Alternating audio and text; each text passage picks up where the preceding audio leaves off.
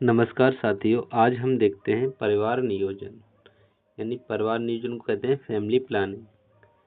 तात्पर्य यह है जन्म दर को कम करके परिवार को सीमित रखना, बढ़ती हुई जनसंख्या के भयंकर परिणामों को दृष्टिगत रखते हुए यह बहुत आवश्यक है कि देश की आर्थिक समृद्धि और उसके विकास के लिए जनसंख्या को बढ़ने से रोका जाए। आगे देखते हैं, जनसंख्या वृद्धि और परिवार नियोजन वास्तव में एक ही सिक्के के दो पहलू हैं। जनसंख्या वृद्धि को रोकने के सर्वोत्तम उपाय परिवार नियोजन के कार्यक्रमों को अपनाकर अपने परिवार को सीमित रखना है। परिवार सीमित रखने के विभिन्न उपायों को निम्नलिखित दो श्रेणियों में बांटा जा सकता है। देखते हैं, सबसे पहले है अस्थायी उपयोग, उसके बाद स्थायी उपयोग उपाय। सबसे पहले अस्थायी उपाय, दूसरा स्थायी उपाय। आगे देखते हैं,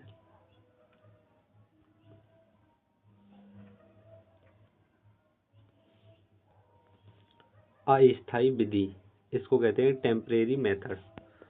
देखते हैं, सबसे पहले निरोध यानी कॉन्डोम।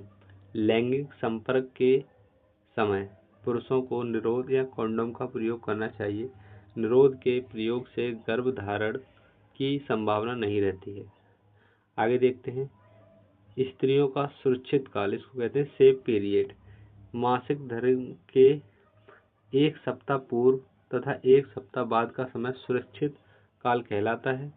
इस समय में गर्भधारण करने की संभावना कम हो जाती है, लेकिन यह विधि पूर्णतः विश्वसनीय नहीं है।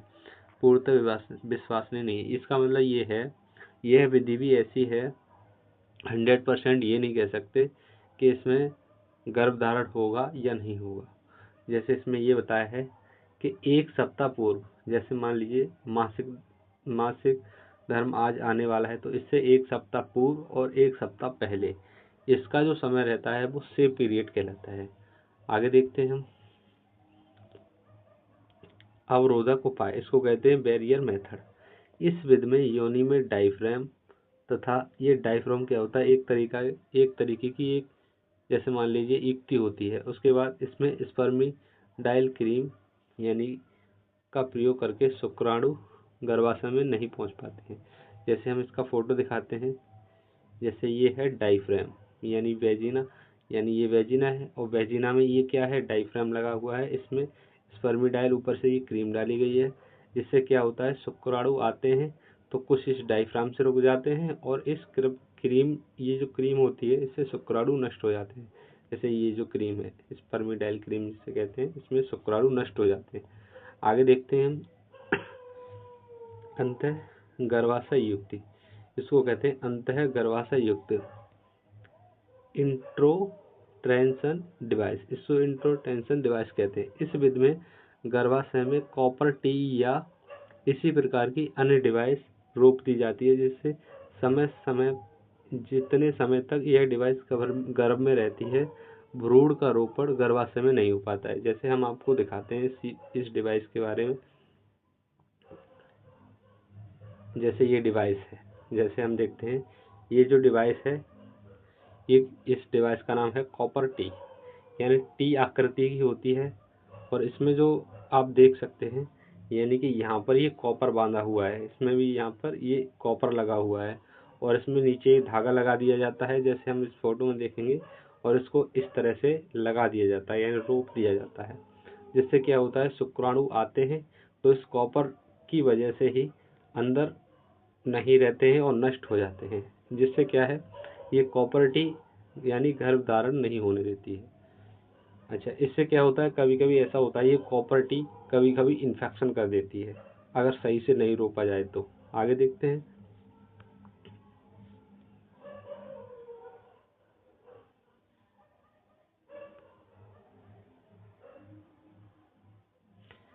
यानी कि गर्भ निरोधक गोलियां, यानी कि आगे हम देखते हैं गर्भ निरोधक गोलियां, यानी ये क्या होती हैं, कॉन्ट्रासेप्टिव पल्स इसे कहते हैं, गर्भ निरोधक गोलियां। ये एस्ट्रोजन तथा प्रोजेस्टेरोन हार्मोन्स की निश्चित मात्रा होती है। रुधिर में एस्ट्रोजन तथा प्रोजेस्टेरोन का निश्चित स्तर बना रहने से पीयूष ग्रंथि यानी पिट्यूटरी ग्रंथि जो होती है, इसके द्वारा FSH तथा LH का स्रावन नहीं होता है। ग्राफियन पुट्टिका परिपक्व नहीं होती है। गर्भ निरोधक गोलियां प्रथमा एक निश्चित अवधि में प्रयोग की जाती है, यानी कि ये प्रत्येक महीने दी जाती है। अगला हम देखते हैं, इसको कहते हैं गर्भ समापन यानी अबॉर्शन। जब ऐसा होता है कभी कभी, यानी सावधानी रखने के बावजूद भी यदि गर्भ ठहर जाता है, तो ऐसे अनचाहे गर्भ का अस्पताल जाकर योग्य महिला चिकित्सक की सलाह से गर्भपात कराया जा सकता है। गर्भपात 8 सप्ताह के बोर्ड का ही कराया जा सकता है, यानी 8x7 यानी 56 दिनों तक ही गर्भ का हम अबॉर्शन करा सकते हैं। उसके बाद करा सकते हैं, लेकिन आगे खतरा रहता है काफी। इसमें आगे देखते हैं, यानी स्थायी विधि, इसको हम क्या कहेंगे, परमानेंट मेथड। अच्छा, पुरुष का ऑपरेशन या वैक्सोटॉमी।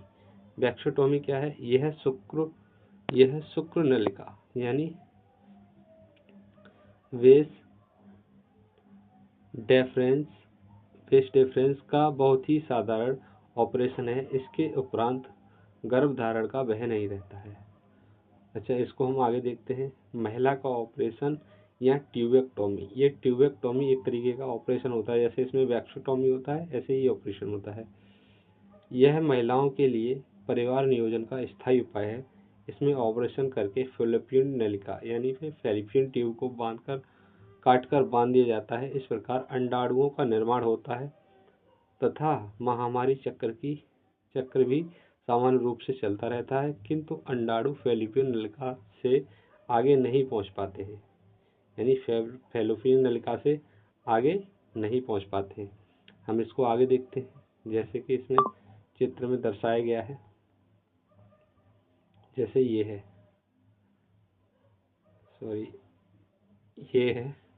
जैसे हमने बताया था, इसको वैक्सोटॉमी, ये पुरुषों में होती है वैक्सोटॉमी, यानी ये ऑपरेशन होता है। जिससे क्या होता है, जैसे ये नलियां हैं, इसको हम काट देते हैं और काटने के बाद इसको इस तरह से बांध दिया जाता है, जिससे शुक्राणु यहाँ बनते तो हैं लेकिन अंदर प्रवेश नहीं कर पाते, यानी बनते तो हैं लेकिन बाहर नहीं निकल पाते हैं। आगे हम देखते हैं, ये जो होता है इसमें इसको कहते हैं ट्यूबेक्टोमी, यानी ट्यूबेक्टोमी, ये इसको क्या होता है, इसमें ये जो होती है ये शुक्रवाहिनी काट दी जाती है।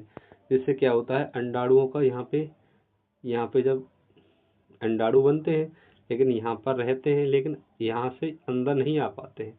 इससे क्या होता है, गर्भधारण नहीं होता है, यानी स्पर्म जो है, स्पर्म यहाँ तक जाता तो है लेकिन यहाँ से जब अंडाणु नहीं होंगे तो यहाँ पे गर्भधारण होता ही नहीं है।